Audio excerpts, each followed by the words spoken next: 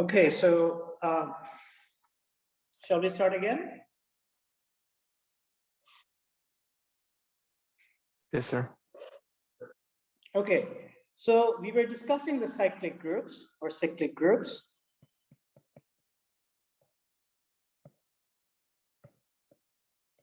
CN, and I wanted to make some comments on them.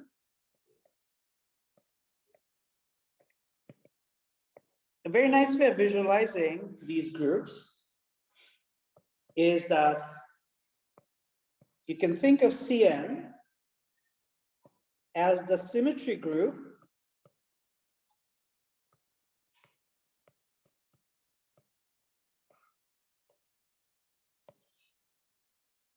of an n-sided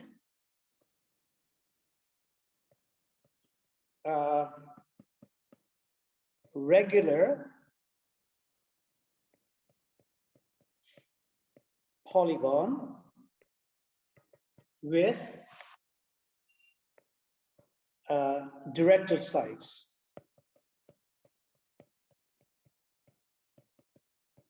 Okay, so you can think of it. So for example, suppose that I have a pentagon, a regular pentagon. Sorry, my drawing is not going to be very good, but you'll get the idea. So this is a regular pentagon of sorts. Okay, so it's supposed to be regular, and it has directed sides, meaning that the sides have a given direction in the same sense. Okay, so the symmetric group of this object is C5. And what is C5? What is the generator?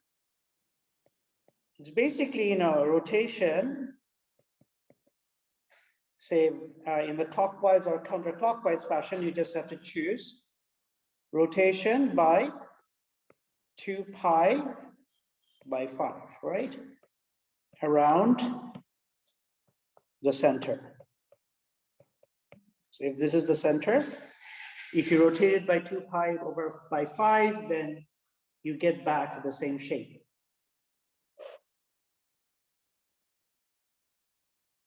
Okay? Yes, so sir. is it clear why this is C5? Yes, sir. All right. So let's do an example. So an explicit example.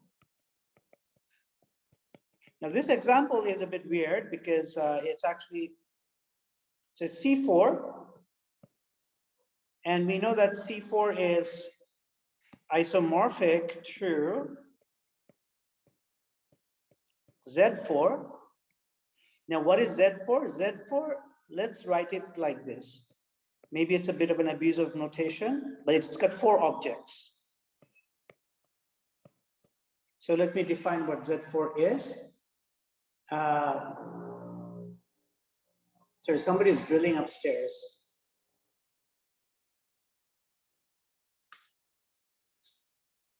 So Z4 is a set of integers. The set of integers under addition modulo 4. Okay?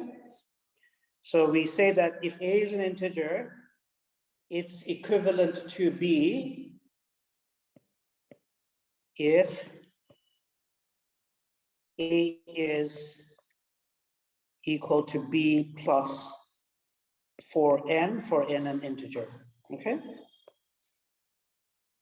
So this operation partitions the integer into 4 equivalence classes, and these equivalence classes are 0 bar, and they consist of the numbers separated from 0 by 4, the multiples of 4.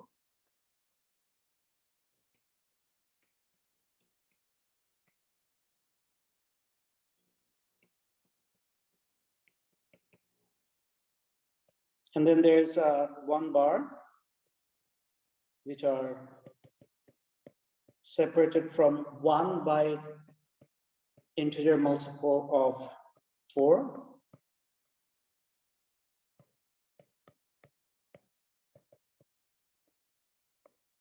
Similarly, 2.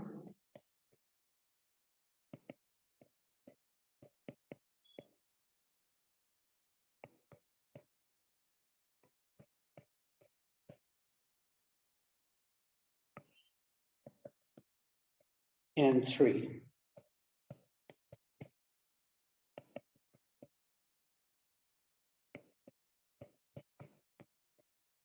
Is it clear what I mean by this equivalence classes?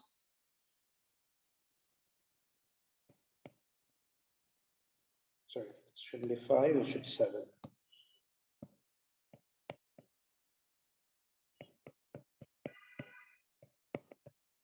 So what is a group operation? So if I take, say, 2 plus 3, what I have to do is that I have to pick some representative, right? So let's, I don't know, let's take from 2, let's take, say, 6.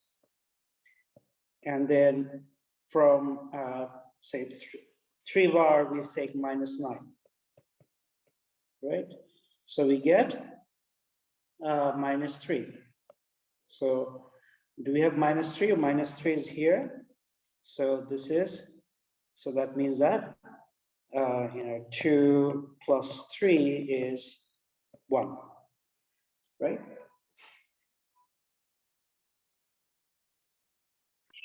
So it's is like this we have a cyclical group, and each element is an equivalence class, and they are abide by the group laws. Yeah, I mean, this is just, modulo addition, which if you are a CSE major or minor, or if you have done any programming whatsoever in life, you know that this is a thing, right? This is a thing you have to learn. Yes, the 2 plus 3 is 5, 5 mod 4 is 1. Yeah. So, okay, any questions? So could you discuss C5 again, if that's possible, shortly? C5, yes. C5 is the group of symmetries of this, of a pentagon with directed sides. So it is generated by a rotation of, say, 2 pi by 5. So one way you can do it is the following. You can take this shape and let's just copy and paste it below.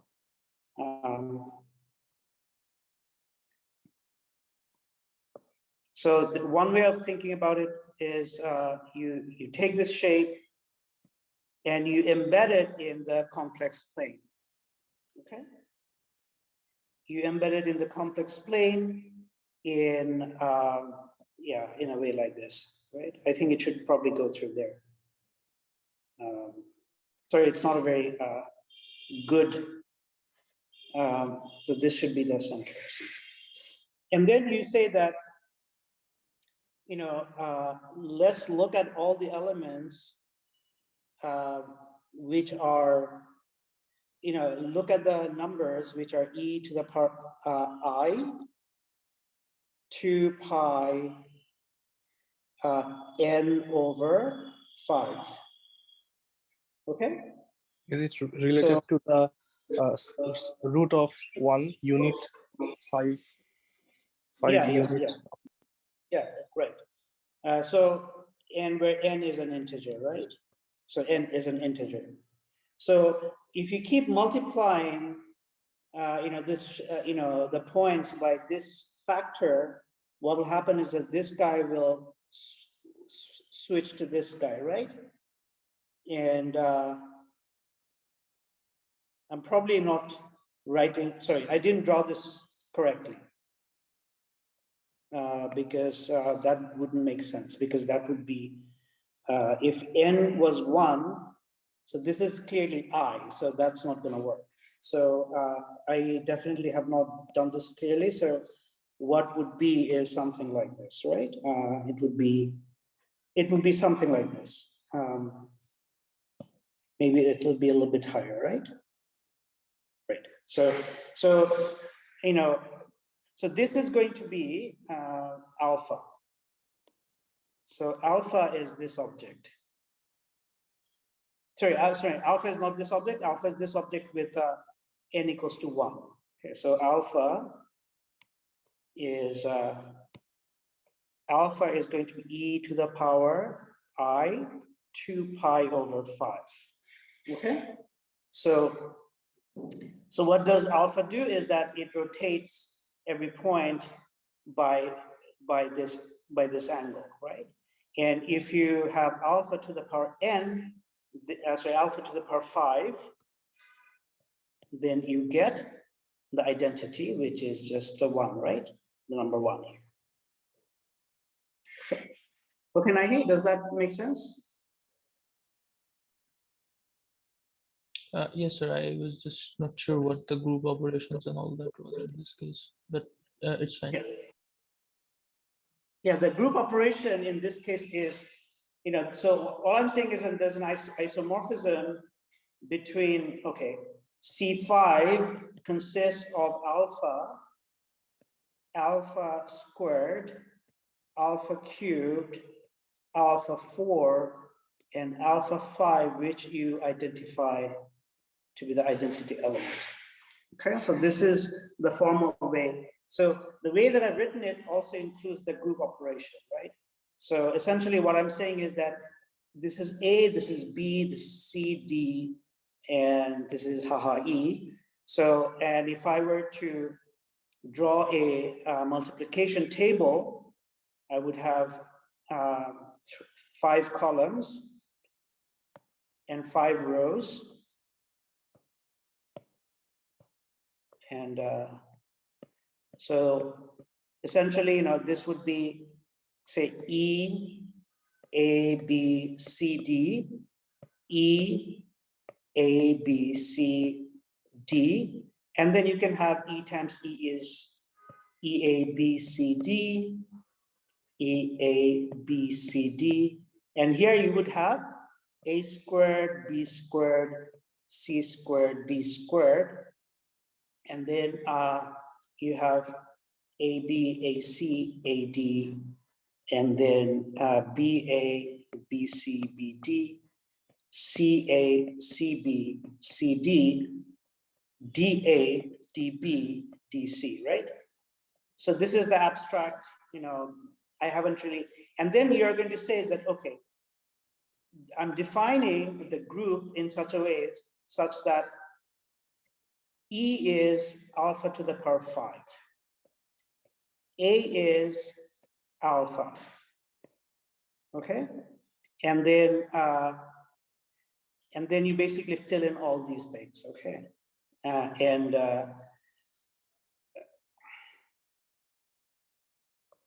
then B is alpha squared. Okay, so that's how you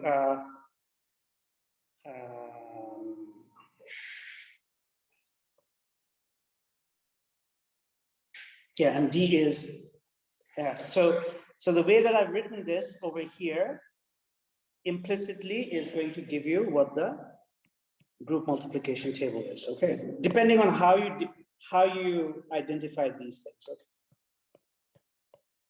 Well, E, of course, you don't have a choice, but A, B, C, D, you have a choice in identifying whether you want to identify it with this one, this one, this one, or this one. So depending on this, you fill in this table. But the geometrical way of visualizing this is basically to take this shape and consider its group of rotation.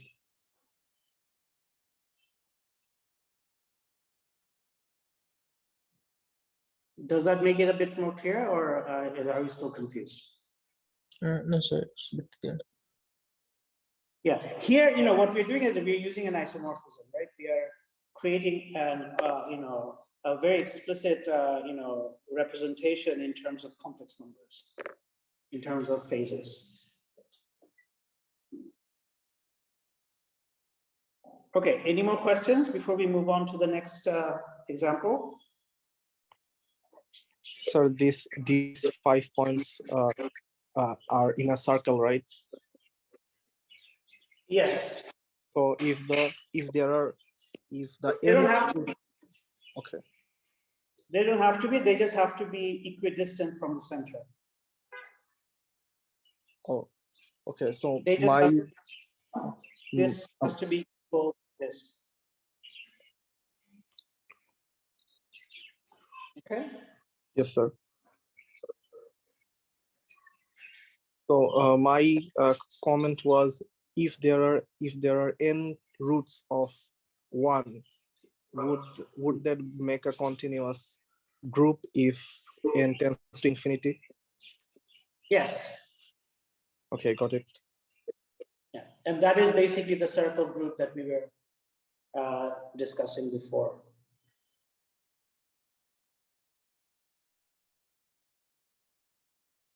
The one isomorphic to the circle. Yes, sir, got it. Okay. All right. That's a very good comment. Any other comment or questions?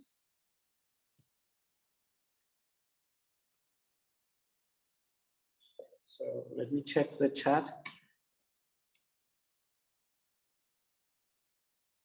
How many groups are there? Did we define them all? No. How many groups are there? I think for finite groups, well, they're infinite families, but yeah, that's a very interesting classification. I am not an expert on that. And, you can look that up, the classification of finite groups. And they come in series, and then there are these exceptional groups. I think they're called sporadic groups. And so the idea of the sporadic groups and the analysis of the sporadic groups are very interesting. And I think that's how they discovered the Monster group. So I'm not an expert on that, but you should look that up. Yeah, the classification of finite groups, I think, is was an outstanding problem, which was solved only recently, like in the 1980s or something like that.